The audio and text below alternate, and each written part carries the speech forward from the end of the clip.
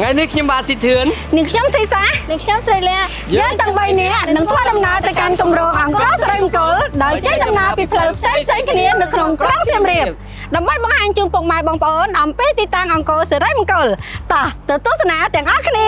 ចិនមិនធ្វើដំណើរចេញពីកត្រជាទៅគម្រោងអង្គរស្រីមង្គល ឥឡូវនេះនាងខ្ញុំនឹងចេញដំណើរពី Pub Street ទៅកាន់គម្រោង Villa សិរីមង្គល ខ្ញុំនឹងចេញដំណើរពីសាកលវិទ្យាល័យបៀបរាយធ្វើទៅកាន់វិឡាទូអង្គរសិរីមង្គល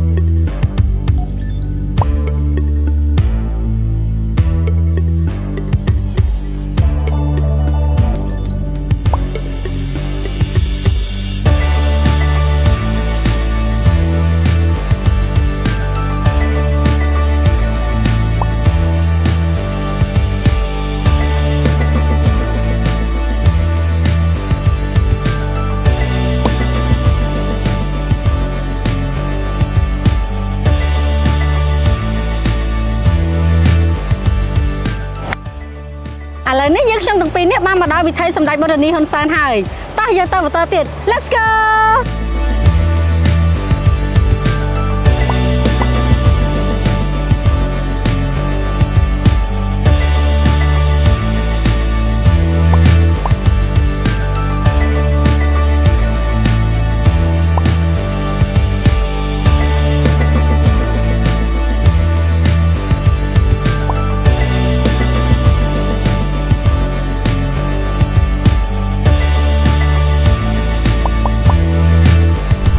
បងមកដល់ផ្លូវកែងការ៉ាសាំងមួយនេះហាប្រសិនបើបងដែលធ្វើដំណើរចេញពីវិថីសម្ដេចបរនីហ៊ុនសែនបងបាត់ខាងស្ដាំដៃប៉ុន្តែចំពោះបងដែលធ្វើដំណើរចេញពីសាកលវិទ្យាល័យបៀបរាយបងធ្វើដំណើរទៅត្រង់បន្តដើម្បីទៅកាន់ទីតាំងវិឡាសិរីមង្គលផ្ទាល់តែម្ដង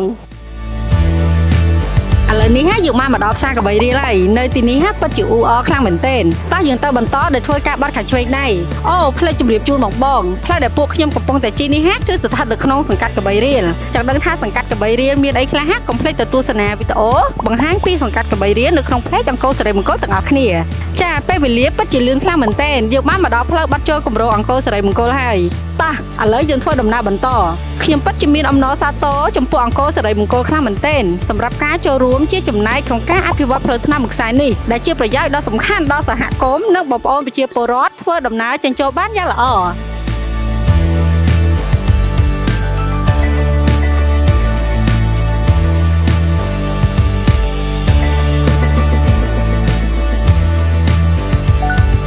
ពេលនេះយើងទៅ3នាក់បានមកដល់វិឡាសិរីមង្គលហើយយេ